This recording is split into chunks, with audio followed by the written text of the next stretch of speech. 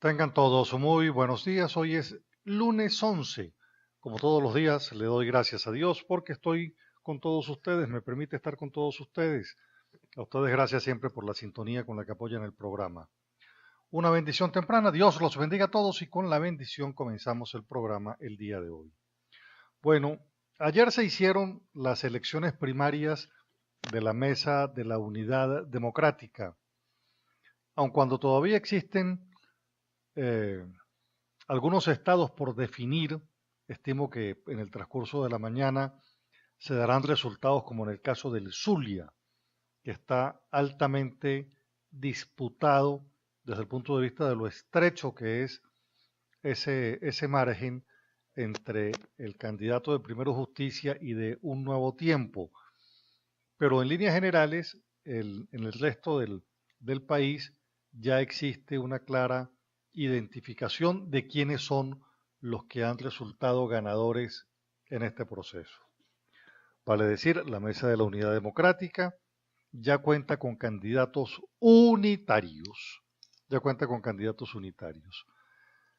En el caso del Táchira, es por supuesto la diputada Laidy Gómez, diputada por el Circuito de la Frontera, y debo decir que con Laidy Acción Democrática ha retomado en el país entre 7 y 9 gobernaciones, o por lo menos las candidaturas, y se coloca Acción Democrática como la primera fuerza desde el punto de vista de estos procesos primarios, como la primera fuerza política, porque tiene la mayor cantidad de abanderados. Sin lugar a dudas, los reveses electorales son para Voluntad Popular, Primero Justicia, y por supuesto el caso de Copey, que teniendo el revés en el Táchira, pues prácticamente Copey en el escenario nacional se queda con una sola candidatura, que es la de Monagas, si mal no recuerdo. Bueno, total que entonces empieza a dibujarse un nuevo mapa. Ese nuevo mapa también va a ir definiendo en el mediano plazo lo que son las tendencias en la conducción de la oposición. Sin lugar a dudas va a ser así. Y, lo que hay que revisar en este momento son algunas cosas que son vitales, de vital importancia. La primera es el tema de la participación. La participación tiene dos maneras de observarse. La primera manera, la Mesa de la Unidad Democrática definió una participación para un 10% del registro electoral permanente. Esto quiere decir que si del registro electoral se hubiesen presentado el 20, el 30, el 40% de venezolanos a participar en ese proceso electoral, no hubiese existido fórmula de poder atender una cantidad superior al 14-15% de ese registro electoral. Entonces, lo primero que hay que tener claro es que la mesa calculó el 10%. Esa es la primera lectura, tenemos que tenerla clara. Hay una observación, una apreciación, un cálculo para el 10% de participación. ¿Cuál es la segunda lectura que hay que hacer? Es que la participación, a pesar de ese cálculo de 10%, fue del 8.6% en el caso del Táchira y va a ser más o menos la línea general, va a ser del 8% la participación nacional. Quiere decir que a pesar de que se calcula el 10%, no se logró el 10%.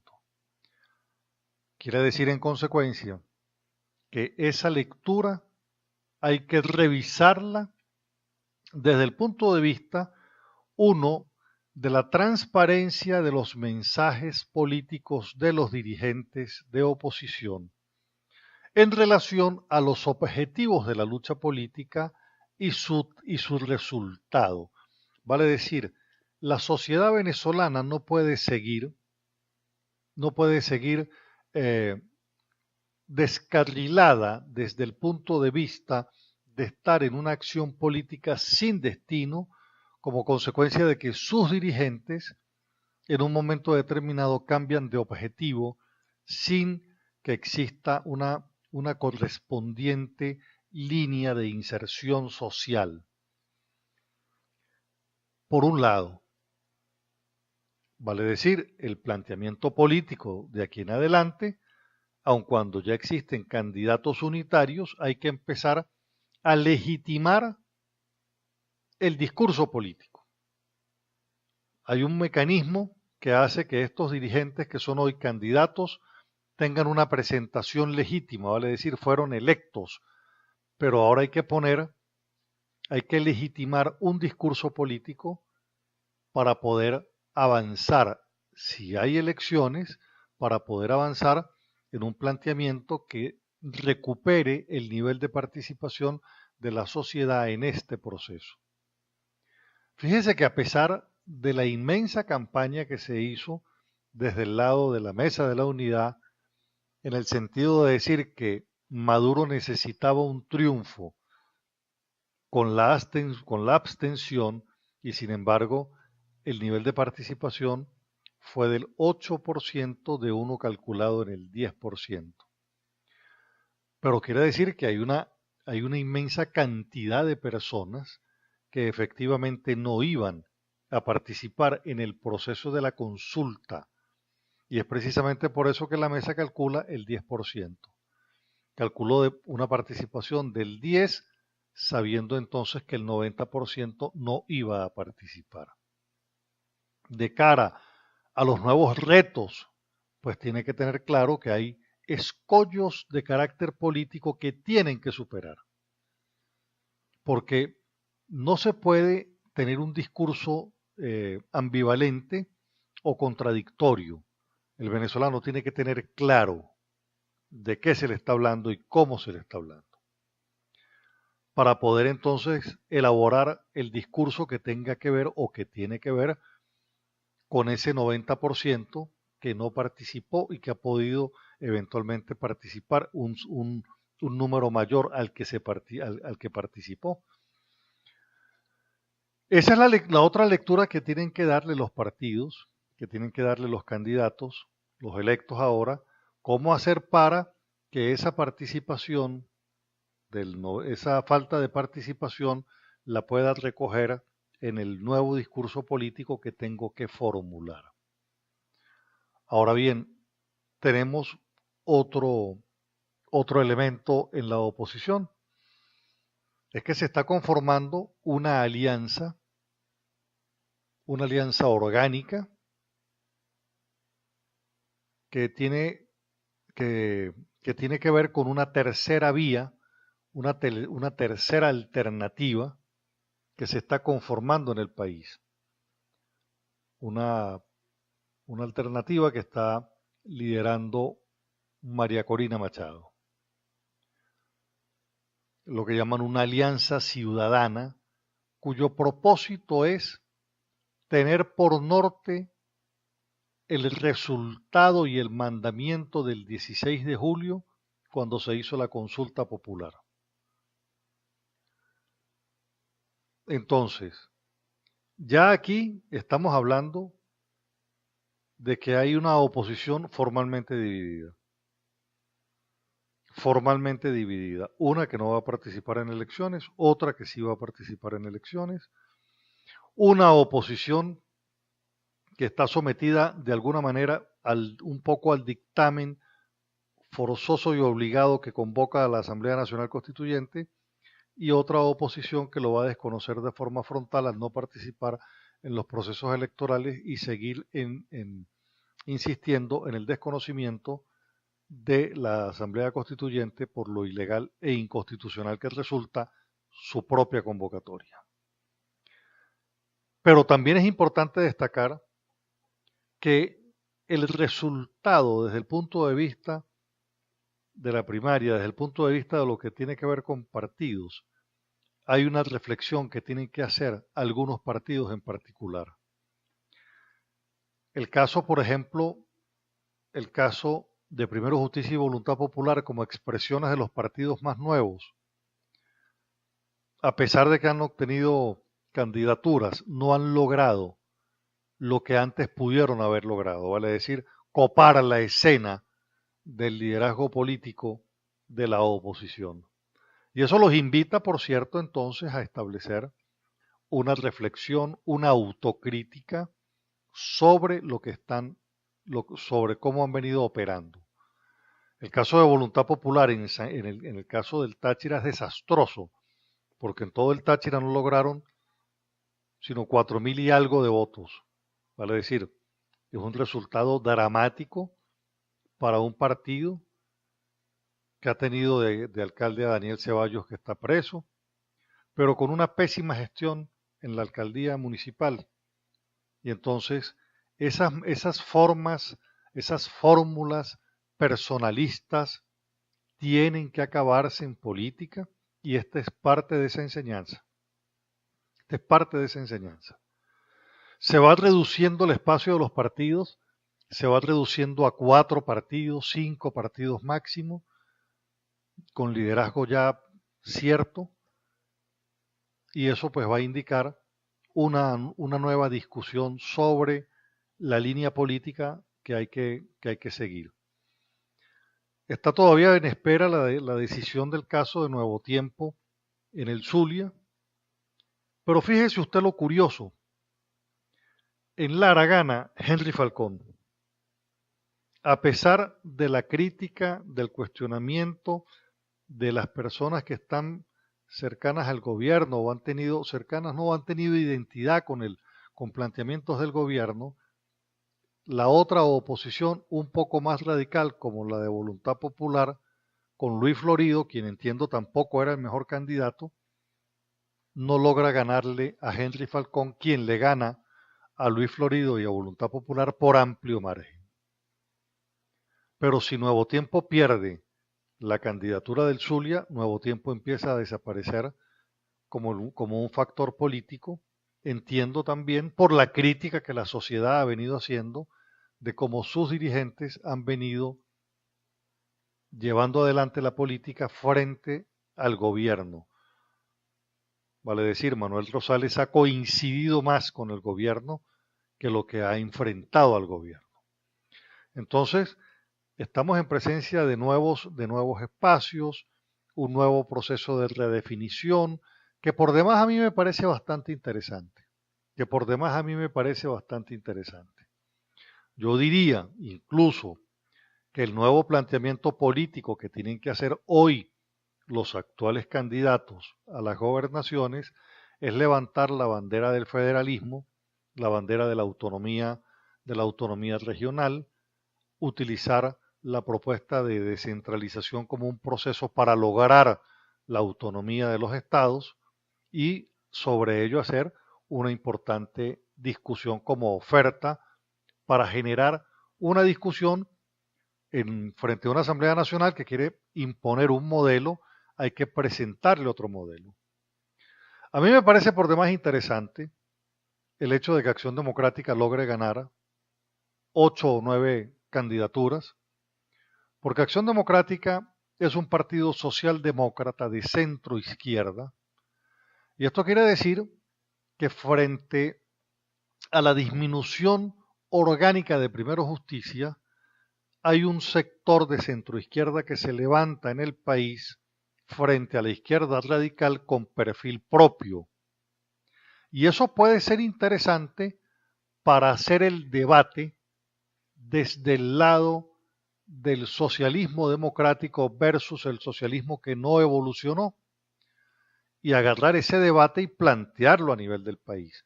Es debatir el modelo del socialismo desde el punto de vista de los éxitos y no de los fracasos, y de esa manera generar un debate también que sin lugar a dudas va a acorralar al gobierno, porque el gobierno copia un modelo que fracasó, en tanto que Acción Democrática puede generar un debate desde la socialdemocracia, presentando desde el modelo noruego, pasando por el modelo de Canadá, por ejemplo, que son modelos socialdemócratas que, presentados a la sociedad en términos de lo que es su realización, pues la sociedad puede entender que hay un planteamiento político de centro izquierda que tiene mucho que ver con el beneficio de calidad de vida para el venezolano.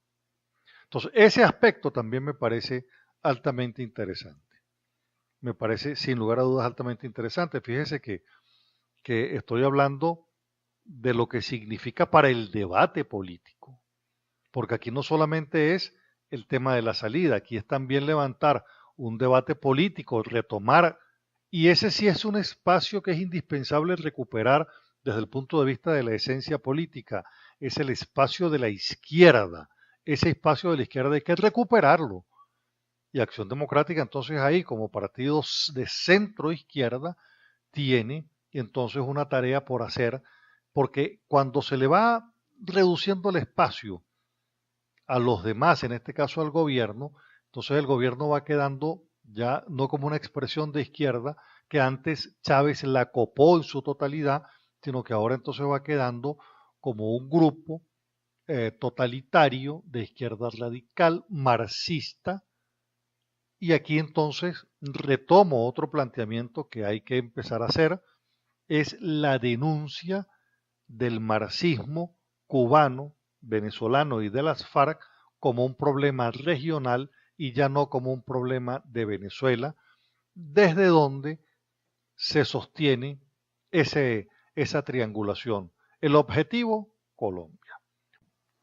Hay un tema que es altamente importante para Venezuela y tiene que ver con las denuncias que está haciendo el fiscal general de la República de Colombia, en el sentido de la presentación en su informe que revela hechos sobre las FARC, indicando que posee bienes que están en Venezuela que no fueron revelados en la lista que tenía que presentar sobre las cosas propiedad de las FARC.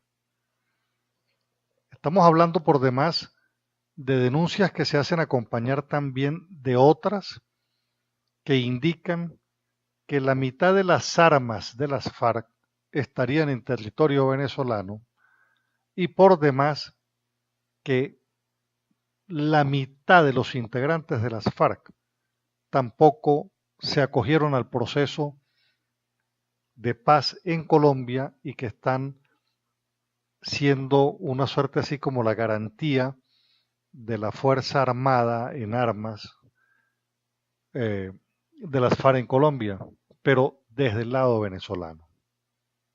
Hay una situación ahí que es muy complicada porque en Colombia aumentaron los impuestos para poder pagar lo que tiene que ver con el salario mínimo que le están entregando a cada miembro de las FARC en Colombia, más los temas de la financiación de ese proceso. Y hay quienes están señalando que las FARC tienen mucho más dinero que todos los partidos juntos de Colombia, en razón a ser el brazo del narcotráfico en Latinoamérica y en América. De tal manera entonces que se denuncia el hecho de que Colombia, en la zona limítrofe con Venezuela, estaría siendo la retaguardia que cubre la espalda precisamente de la revolución bolivariana en Venezuela. Y por eso se habla de una triangulación marxista peligrosa desde el punto de vista del pensamiento Cuba, las FARC y Venezuela.